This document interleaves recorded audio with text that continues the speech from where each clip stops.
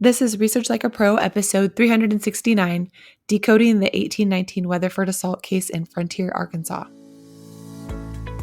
Welcome to Research Like a Pro, a genealogy podcast about taking your research to the next level, hosted by Nicole Dyer and Diana Elder, accredited genealogist professional. Diana and Nicole are the mother-daughter team at FamilyLocket.com and the authors of Research Like a Pro, a genealogist guide. With Robin Worthland, they also co-authored the companion volume, Research Like a Pro with DNA. Join Diana and Nicole as they discuss how to stay organized, make progress in their research, and solve difficult cases.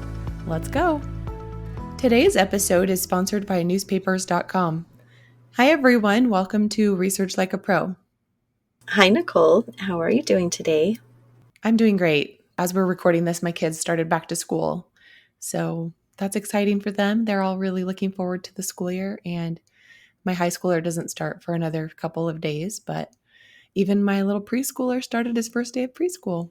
And I bet he was very excited about that. He was. It was very cute, and there were a couple moments of being nervous, but he mostly was just really excited to be like his older siblings. Oh, that's so great.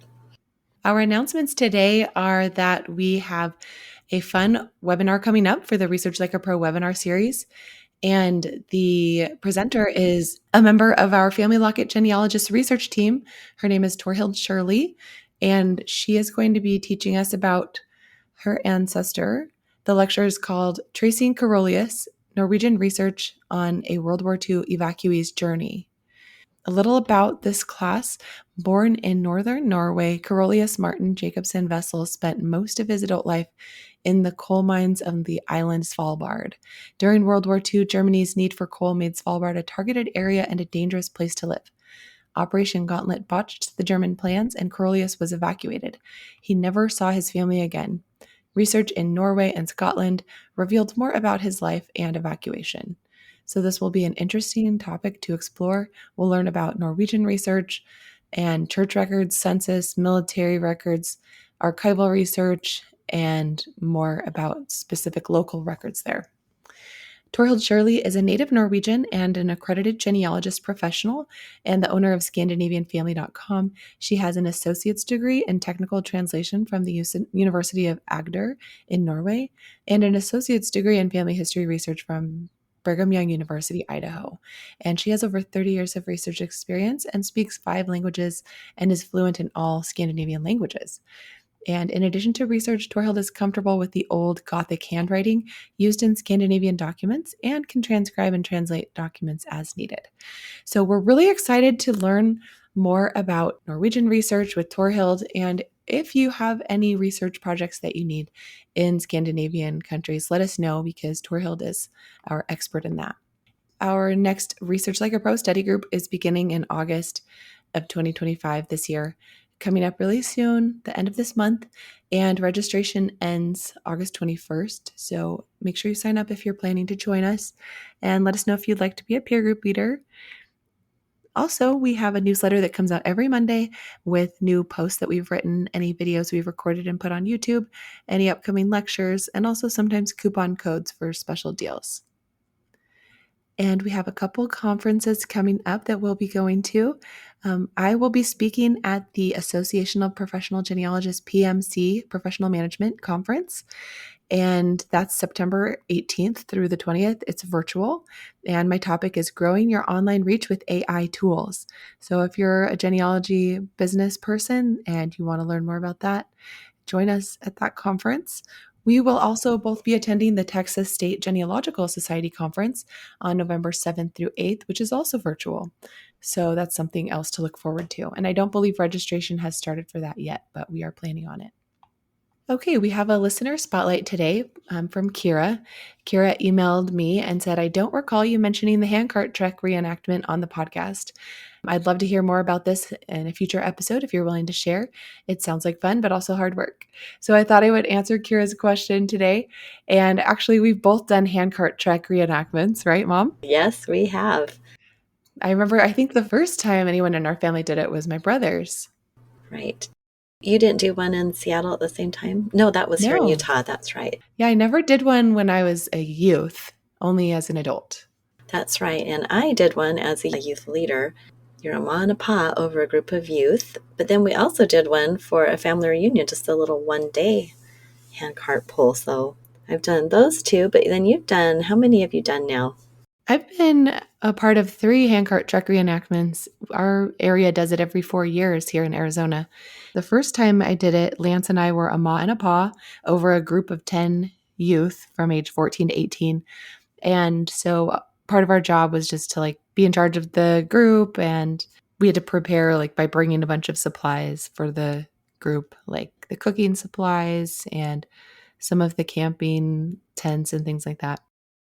We all had to wear pioneer clothes. So the trek that we were reenacting was the 1856 Mormon pioneer trek from Illinois all the way over to the Salt Lake Valley in Utah. So this particular year, they started using hand carts to carry all of the supplies. Sorry, it's Council Bluffs, Iowa, not Illinois. So it was from Council Bluffs over to Salt Lake, and they went through like Wyoming and stuff. So when we went for our 1 day handcart trek reenactment with Grandma, that was in Wyoming. So that was a neat thing to do. And the pulling of the handcarts, it isn't too difficult because there's so many people helping. So usually there would be like 2 teenagers in the front and 3 in the back pushing. And if we had to go up a hill, we would get out a rope, and another 2 could go in the front and pull up that way. And going downhill was a bit challenging because you had to slow the cart down so it wouldn't run away from you. So we put some ropes behind to help with that. But it was really neat, and everyone brought buckets they could sit on and keep their stuff inside. And so the buckets had like cushion top lids that you could screw on. And then we put those buckets in the handcart. And then for this particular year, we camped at the same spot each night just to make it a little easier and not have to move all of the camping gear. So that was interesting. And it was 2 nights and 3 days of handcart trekking. But my favorite part is always the clothing. I think it's so fun to wear pioneer dresses and look the part. And it's also fun to cook our food together, over the camp stove. And the food isn't really like historically accurate. We just try to have plenty of good food for the teenagers to be happy and not be grumpy. But we try to talk a lot about our ancestors and encourage anyone who has ancestors who were part of the handcart treks to talk about theirs. And so it's neat to learn about the people in the past who were part of that handcart trek, and it's part of our church. And so it's just a neat part of our history to do together. And one of the dresses that I wore, I sewed like 8 years ago on my first handcart trek. So that was fun to get out again. And I had a skirt that I sewed. I bought a new apron this year that was white, and it got completely dirty the first day, and realized, oh yeah, white aprons aren't really practical for hiking. So that would have been one I could have saved for my evening wear, which would have been smarter, but it's okay. Yes, that's so funny. That exact same thing happened to me because we had rain on our first day. So the trail was muddy, and I had a white apron that I'd actually borrowed from a friend, and I leaned up against one of those wheels to get something out of the handcart, and then just got covered in the mud. I felt so bad. And then I was just had this dirty apron the whole time. But yeah, that's a good idea. Just save those for the evening when you're dressing up a little bit. Right? But Yeah, yeah, they're so cute. I think they bring the whole outfit together to have the white, like, yeah. full apron. The rest of the time, I wore a half apron that I had that was dark blue with white polka dots, and I had some, like, really lightweight, comfy long sleeve shirts to keep the sun off. Luckily, we had a lot of cloud cover, so it wasn't too hot. It was high 80s, low 90s most of the time. We had a lot of water. We were really good. We drank a lot of liquid IVs and just tried to keep everyone hydrated, and everyone stayed really healthy, and we didn't have any issues. But we were definitely concerned about it being hot here in Arizona in May. So we just did our best to hydrate, and then we got lucky that it was nice and cloudy. That is so great. Well, it's so fun to do these. Yesterday, we had not your children, but my son's children over, and they had been singing a song in church. They taught the children the song about pioneer children saying as they walked and walked and walked. Maybe you remember that song. And my little 5-year-old granddaughter was singing that. And I said, you know that you have a great, great, great, great grandma who walked and was a pioneer. And she said, really? And so I showed her a picture of Sarah Jane Miller that you researched a lot. She was in the very first handcart company. And I said, yep, this grandma came over when she was just young and walked all the way across the plains. So, it's really fun to know a little bit about our family history, because you never know when it's going to pop up in your conversation with one of your children or grandchildren. Yeah, that's so fun. I love that song. And I also loved learning about Sarah Jane Miller career. And I remember that's one of the first people that Grandma Schultz introduced me to in her family. I remember she would talk about her great great grandmother who was a handcart pioneer, and she would show us different stories about her, and it sparked one of my first research projects to learn about her and understand her family that she left behind. Well, if anyone listening wants to read more about the history of the handcarts, this unique Western migration that happened in 1856 and continued until 1860, although 1856 had the most companies, I think. But there's a book that I read before the first handcart trek reenactment that I did 8 years ago. It's by Anne and Leroy Hafen, Hafen, and it's called Handcarts to Zion, The Story of a Unique Western Migration, 1856 to 1860. So that's a valuable book with a lot of historical details and original accounts of the people who participated. Yeah, that's a great book. I'd forgotten about that one, but that's a good one. I think I have that on my shelf. I think I have two accidentally. Well, that's neat. I'm glad you had a good experience and all went well.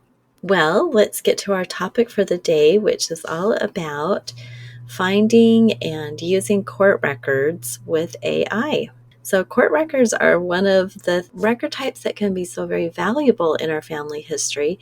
But up until Family Search's new full text search, it's been really hard to find them because usually they're not indexed.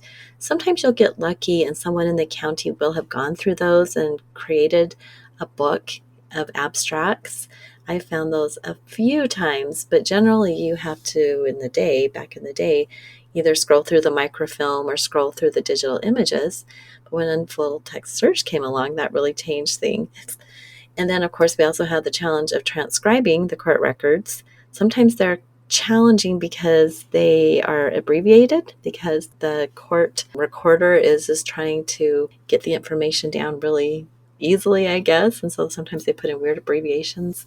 And then, of course, there is the whole thing about understanding what is going on because of legal terminology or just different terms back in the day that they would use. So luckily, we now have these great new artificial intelligence tools that can really help us, that can be our assistant to get into these records and find more. So in my recent project, I was working on the father of Henderson Weatherford, and it led me to a whole new county, which I love it when I find a new place to research. And this was Lawrence County, Arkansas, and the court records. And I was able to find somebody I had not known about before, an unknown Weatherford individual.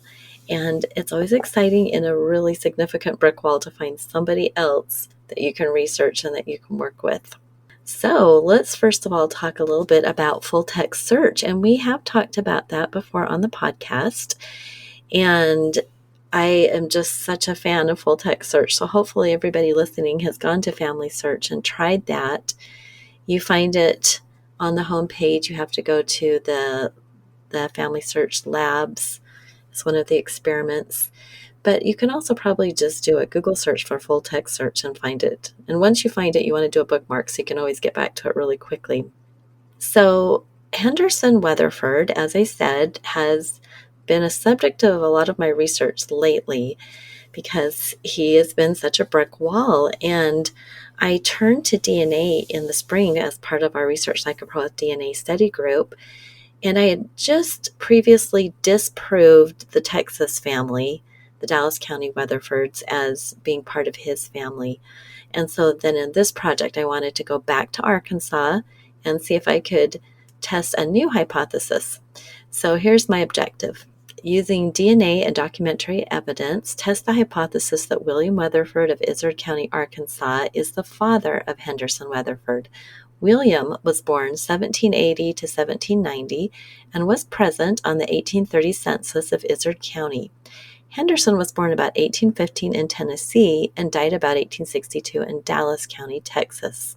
He married Clemsy Klein about 1838 in Izard County, Arkansas. So one of the challenges of this was that Izard County is a severely burned county. And so all the usual records that we would want to use to figure out parentage, such as probate and marriage and deeds, none of those existed at the time these Weatherfords were living there. But luckily, I had found tax records that had been sent to the state, and those survived the county courthouse burning, of course, because they weren't there. And so there was on this tax list this William Weatherford, who was present the same time as Henderson. And he was the only man that could have been old enough to be a father from Henderson, from what I could tell. And so I thought, well, let's just go after William and see if we can find any connections to him. So in this phase of the project, I was doing locality research, and I found that Izard County was created from Independence County, so that was its parent county. But then Independence was created from Lawrence County, so we have a grandparent county. And I was excited to see that these two counties could be researched. And there was a series of court records in Lawrence County that I could use, and that was exciting. And using Family Search's full text search, I found that there was an entry for William, and then some for a man named Buman or Bunyan. And it looks like that's what it is. In several of the records, the name is written, and I can't decide which it is. But anyway, he's now Buman/Bunyan. So previously, I had never heard of this individual, and I had no idea that there was, another county that I should research. So that is part of the value of this locality research, finding the parents and the grandparents sometimes of our locality. That is so wonderful. I just love how you walked us through the process of doing locality research, realizing that the burned county had a parent and grandparent county that you could then use for county level research because they weren't burned counties. So it's exciting. And then I just love Buman. I mean, Buman, that name is, I'm kind of waiting on pins and needles to learn more about Boom and Bunyan. Oh gosh, I know that name. It's crazy, isn't it? Oh, It's a fun one. so it'll be great to see what you conclude about what his name is. Well, let's have a word from our sponsor. Ever wondered what life was really like for your ancestors? With newspapers.com, you can explore the world they lived in through their eyes in their time. Search over 1 billion newspaper pages dating from 1690 to 2025 and uncover the stories that shaped your family's past. From birth and wedding announcements to obituaries and community news, these pages hold the milestones and everyday moments that connect you to your roots. But it's more than names and dates. It's about standing in their shoes. Picture reading the local paper your great-grandmother once held, or stumbling on a forgotten article about your grandfather's first business.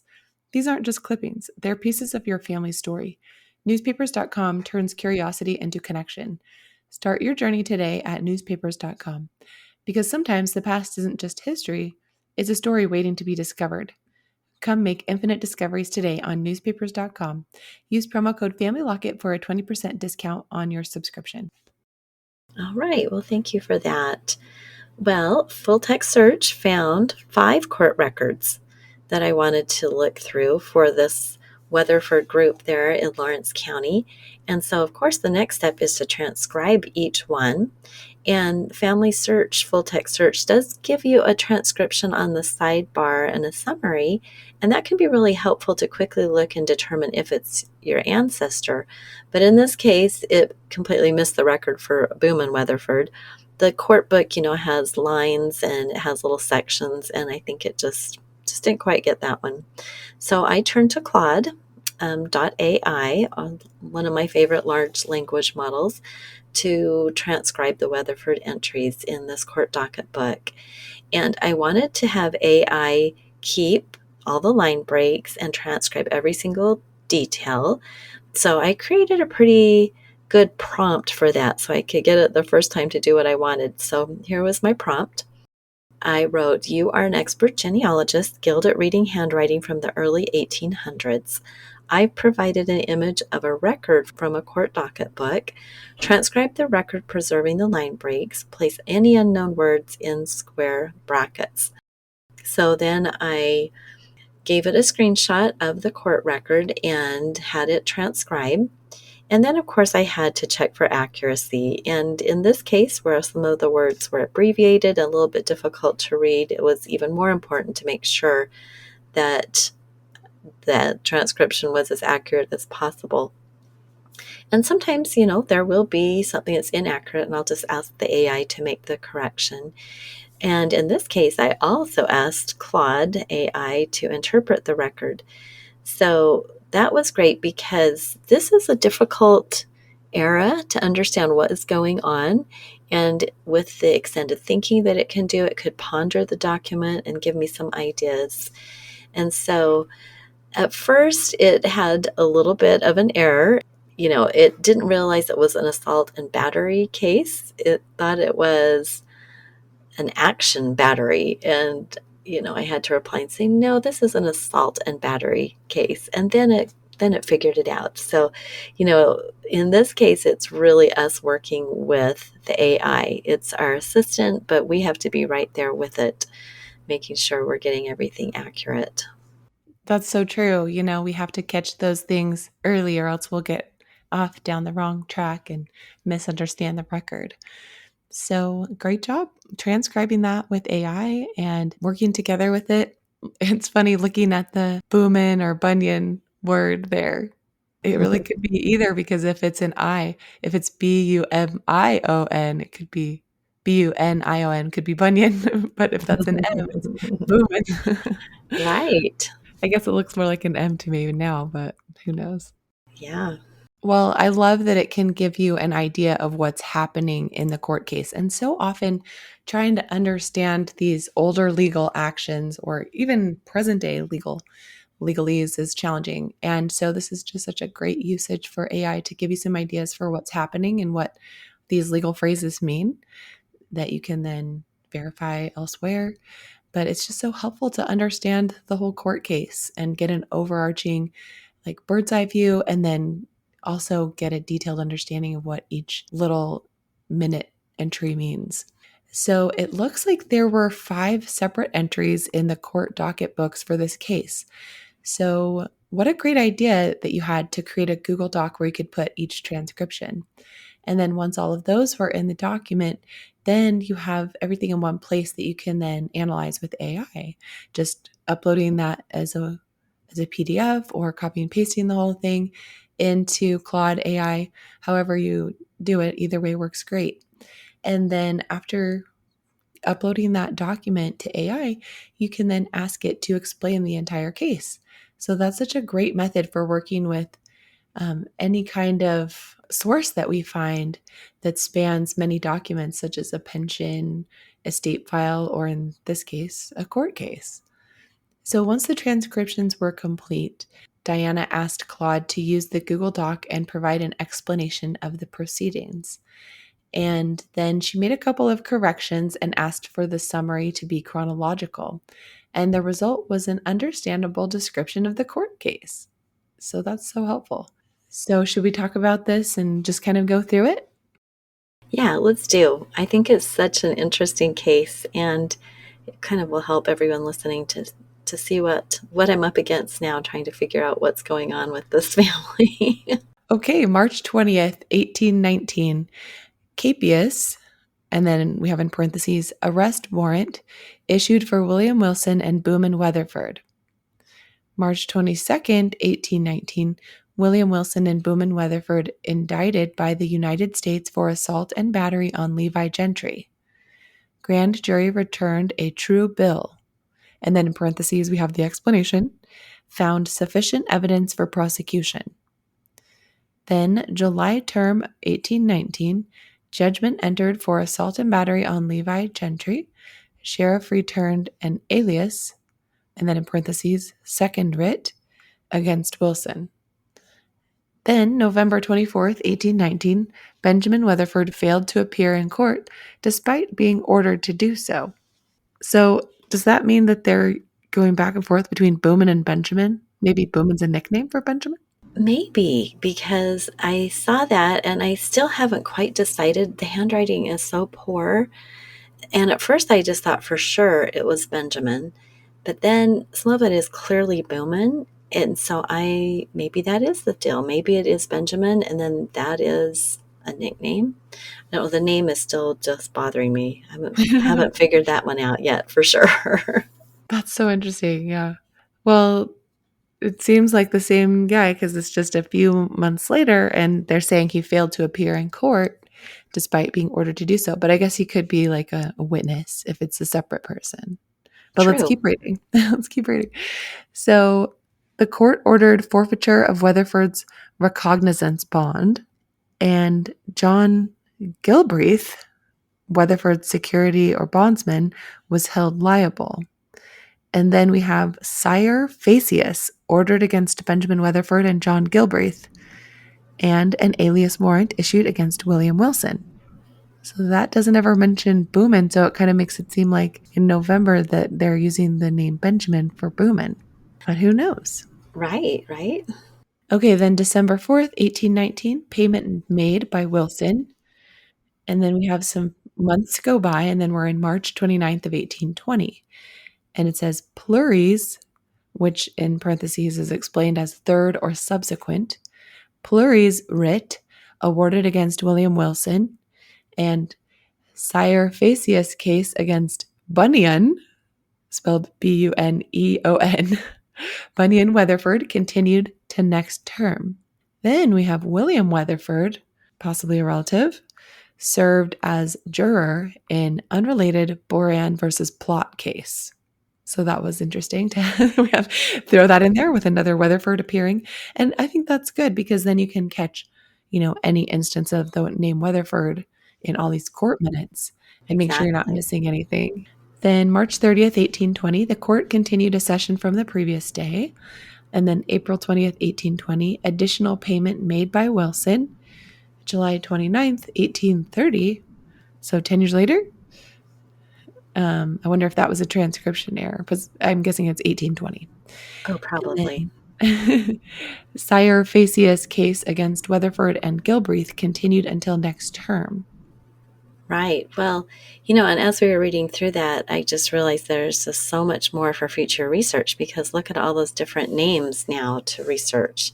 This William Wilson and especially this Gilbreth, who turns out to be somehow related because he was putting up bond.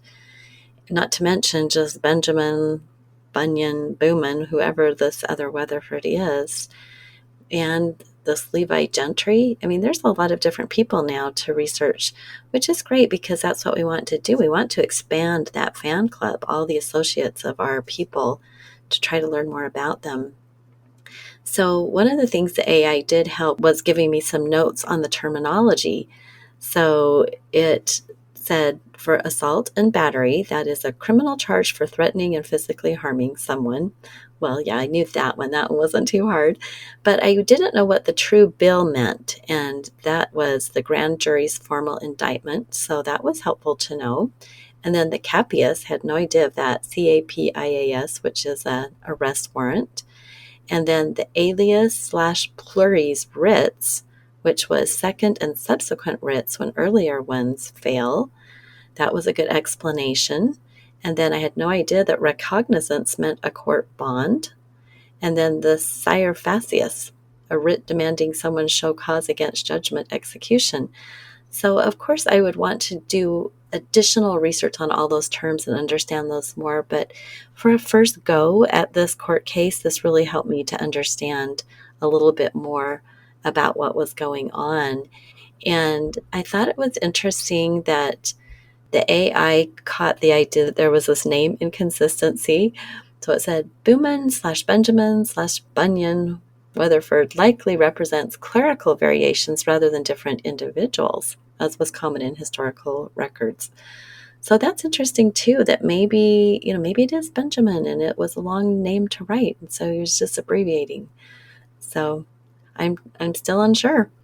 So, regardless of the name, it's another Weatherford present in the area with William, who was a juror during the same time. So, it was nice to have William show up there that same time so I could know, yeah, he's living there. Maybe he's a brother. Could he be an older brother to my Henderson? Is he his son? So, maybe tracing these two men back to Illinois or Tennessee, which are some of the hints that I have from William's presumed sons, I could move that Weatherford line back. Because William Weatherford is a pretty common name. And so if I can find a Benjamin and a William together in the same place, that would be awesome. So that will be what I'm crossing my fingers for. That would be great. And I still think that Buman is like a nickname. I feel like nicknames were pretty common at this place in time for especially for Southerners, and maybe they just called him Buman.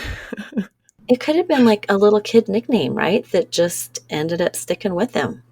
We Yeah, like see it. somebody couldn't pronounce Yeah, Benjamin, like a it's a long brother name. for himself. Yeah. So Buman. Buman. Yeah, I agree. I think that makes perfect sense. So Or like there, you said, it could be the clerks just being like, "Oh, I'm gonna shorten this." Instead of writing out Benjamin, I'm just gonna write yeah, it's too long to write out. something else, yeah. Yep. Yep. Because when you look at the images, and for anybody who's listening, you can go look at the blog post that I wrote about this and see some of the images. And you can see that the court recorder's just trying to abbreviate a lot of different things. Like for sheriff, he does SHFF, and for assault, it was just A, and then the what they used for the double S. It kind of looks like a P, but it looks like APL, but we know it's for assault and battery. It's just BATTY. I mean, he really was abbreviating a lot. So maybe he did the same thing with the names. William is always abbreviated as WM. Yeah.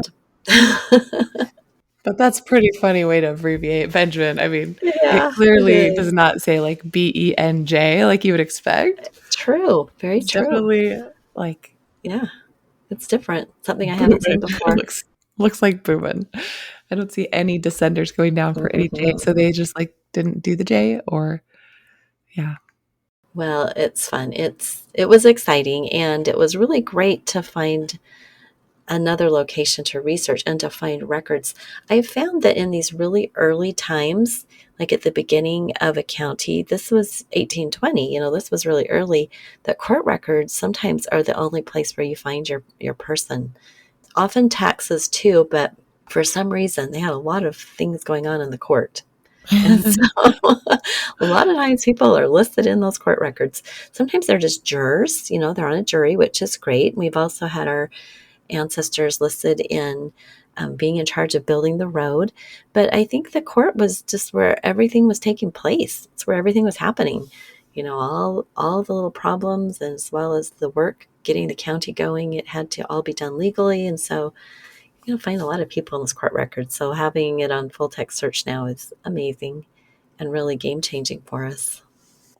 Yes, it is. I love finding these court records. It adds so much interest to our ancestors' lives as well, just to understand what was happening in the community. And you can find so many interesting things in the court minutes. So it's wonderful that they're so much more accessible now.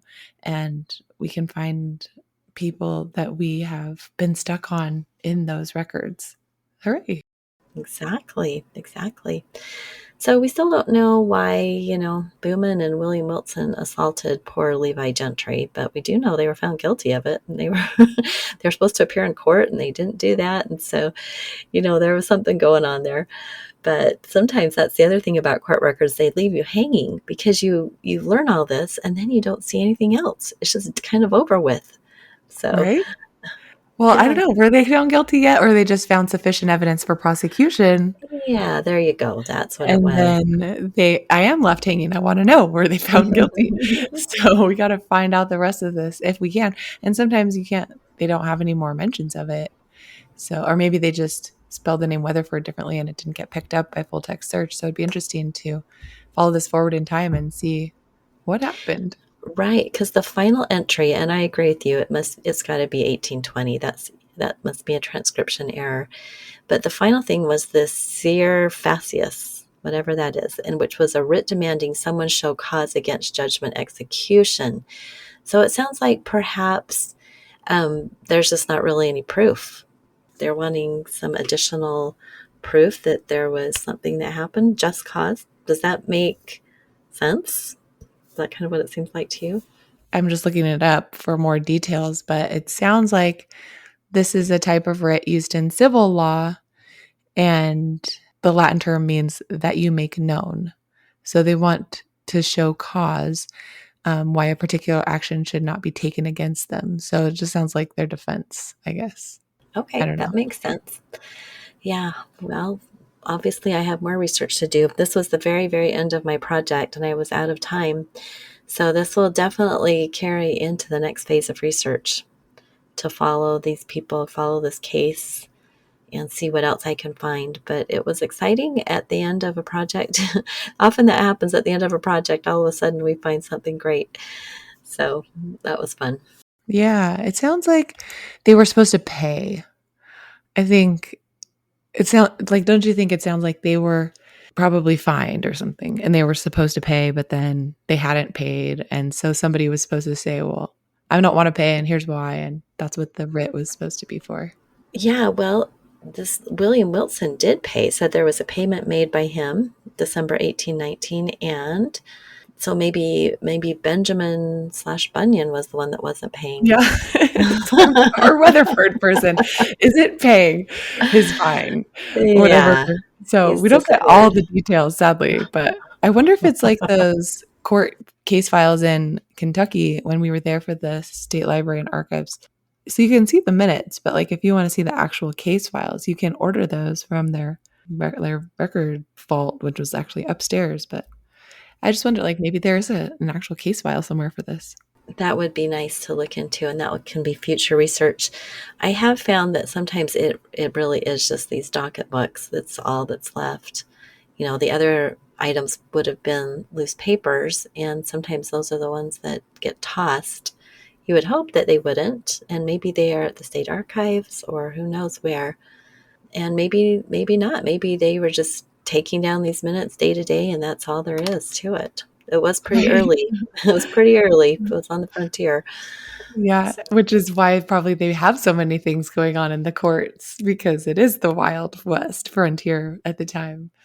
So, anyway, well, it's fun to learn about these early court records, and it definitely gives us a lot of future research to do, not only in the people that we want to research, but understanding what all of this means. So, it's definitely a process. So finding it and transcribing it and getting, this original interpretation of what some of these words mean, and then continuing to research going forward in your next phase, it'll be neat to see kind of what you can get from additional records to round it out. And if you can't find anything else, just to see, all the legal contextual research that you can do to really make sense of this further. So it'll be neat. right. Well, one of the things that we really haven't mentioned was in each one of these entries into the court docket book, sometimes it would have 2 or 3 dates put in there. Like they were recording things that had happened in the past as well. And so when I did the transcription and then asked AI to do the chronological order, that was really helpful because then it was kind of jumbled, all the dates and items together. And so it was helpful to have it, separate it out and give it to me in chronological order. So, AI can be really helpful in a lot of things. And in this case, it was super helpful. Fantastic. Well, thanks for sharing that with us today. It was neat to hear about the great find you had at the end of your research project and how AI helped you with transcribing it and understanding it. So that's really great. Yeah. Well, thanks for talking it over with me. It was so fun. Well, thanks everyone for listening, and we hope you can go find some court records or use some full text search and have fun. So, thanks for listening, and we'll talk to you next time. Bye bye. Bye. Thank you for listening. We hope that something you heard today will help you make progress in your research.